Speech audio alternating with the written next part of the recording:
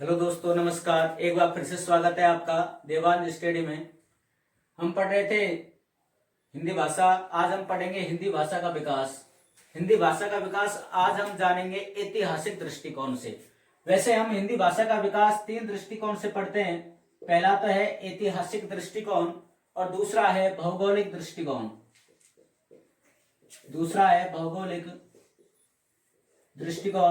और तीसरा है राजनीतिक दृष्टिकोण। पहला आज हम जानेंगे कि ऐतिहासिक दृष्टिकोण हिंदी भाषा का क्या है, कि किस प्रकार से हिंदी भाषा हमारे सामने आई। क्या डायरेक्ट हिंदी भाषा ही हमारे सामने आ गई या फिर हिंदी भाषा किस भाषा से आई। तो हिंदी भाषा जो आई है वो आई है जगत जननी भाषा संस्कृत से। कौन सी भाषा से आई है मित्रों? संस्कृत भाषा से आई है। तो आज हम जानेंगे कि संस्कृत भाषा से आई है तो क्या संस्कृत भाषा से ही डायरेक्ट हिंदी भाषा में कन्वर्ट हो गई या फिर इससे पहले और कौन कौन सी भाषाएं बीच में आई थी। तो देखिए दोस्तों, प्राचीन समय में संस्कृत भाषा के दो रूप प्रचलन में थे। प्राचीन समय में संस्कृत भाषा के दो रूप प्रचलन में थे। पहला था वैदिक संस्कृत।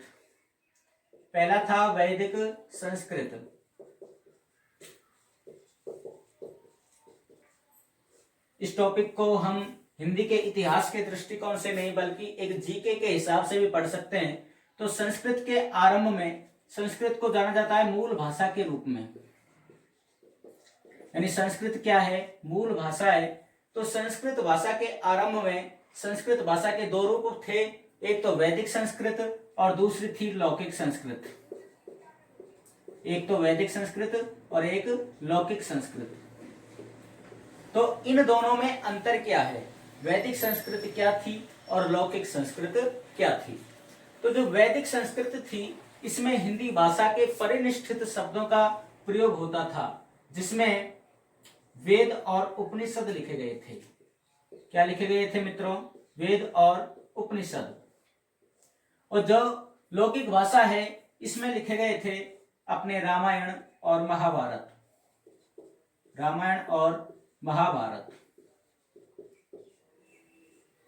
तो जो वैदिक संस्कृत है उसका विकास आगे नहीं हो पाया, वो वहीं तक सीमित रही।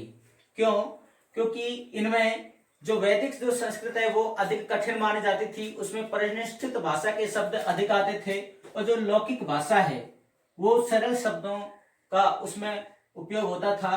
अब वैदिक और लौकिक में हम अंतर स्पष्ट कैसे करते हैं? जैसे हम आज के युग में पढ़ते हैं कि हिंदी साहित्य और सामान्य हिंदी, तो हमारी जो आम बोलचाल की भाषा है वो तो आती है सामान्य हिंदी के अंतर्गत। इसी प्रकार से जो लौकिक संस्कृत थी वो भी उस समय की आम बोलचाल की भाषा थी। लौकिक जो संस्कृत थी वो भी आम बोलचाल की भाषा थी। आम बोलचाल की भाषा थी कौन सी? लौकिक संस्कृत। और वैदिक संस्कृत थी जिसमें वेद और उपनिषद लिखे गए थे, जिसमें हिंदी के परिनिष्ठित शब्दों का प्रयोग किया गया था। लेकिन सवाल यह आता है कि वैदिक जो संस्कृत है वो यहीं पर थम जाती है और लौकिक संस्कृत का विकास आगे बढ़ता जाता है। इसका कारण यह है कि वैदिक जो संस्कृत थी इसमें परिनिष्ठित शब्दों होने के साथ में वो शब्द अधिक कठिन भी प्रतीत होते थे, इसलिए लोगों ने इसको कम पढ़ा, इसको कम चाहा और वैदिक संस्कृत का अधिक उपयोग किया। तो लौकिक संस्कृत के बाद में जो भाषा इससे निकल कर के सामने आई वो भाषा आती है पाली भाषा। लौकिक संस्कृत से आगे जिस भाषा का उद्भव और विकास हुआ वह आती है आपकी पाली भाषा। पाली भाषा में बौद्ध धर्म के ग्रंथ लिखे गए। पाली भाषा में बौद्ध धर्म के ग्रंथ लिखे गए जिनको जाना जाता है विनय पिटक, अभिधम्म पिटक और सूत्र पिटक। तो संस्कृत के आरंभ में दो रूप थे, एक तो वैदिक संस्कृत और दूसरी लौकिक संस्कृत। वैदिक संस्कृत अधिक कठिन होने के कारण वहीं पर रुक जाती है, उसका आगे विकास नहीं हो पाता है। और लौकिक भाषा सरल एवं आम बोलचाल की भाषा होने के कारण उसका उद्भव एवं विकास होता जाता है। और लौकिक भाषा के बाद में आती है पाली भाषा, जिसमें बौद्ध धर्म के पवित्र त्रिपिटक ग्रंथ लिखे गए थे। और इसके बाद में आती है प्राकृत भाषा। पाली भाषा के बाद में आती है प्राकृत भाषा। प्राकृत भाषा में शब्दों का रूप बिगड़ना आरंभ हो गया। प्राकृत भाषा में शब्दों का रूप बिगड़ना आरंभ हो गया। रूप बिगड़ने का मतलब क्या है? जैसे एक शब्द है रामेश्वर, हमने अपनी सुविधा की दृष्टि से रामेश्वर का क्या उच्चारण करना आरंभ कर दिया, रामेश्वर, यानी तालु से को हमने क्या बना दिया, दंते से बना दिया अपनी बोलचाल की सुविधा के अनुसार। तो इस प्रकार से प्राकृत भाषा में शब्दों का रूप बिगड़ना आरंभ हुआ। और प्राकृत भाषा में जिस धर्म के ग्रंथ लिखे गए थे वो लिखे गए थे जैन धर्म। जैन धर्म के ग्रंथों को क्या कहा जाता था, आगम। यानी प्राकृत भाषा में जैन धर्म के ग्रंथ लिखे गए जिनको कहा जाता था आगम। और इसके बाद में प्राकृत भाषा के बाद में शब्दों का और रूप बिगड़ा और उसके बाद में भाषा ये आपकी अपभ्रंश भाषा।